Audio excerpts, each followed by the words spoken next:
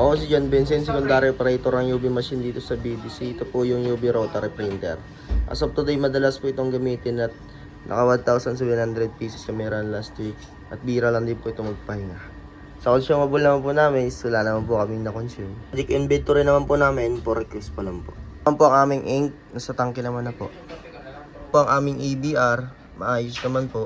Aming waste tank area, ang last waste ink disposal po namin is kahapon lang po.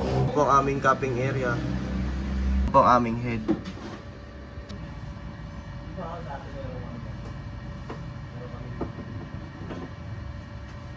Ganito naman po ang tamang pag-head clean.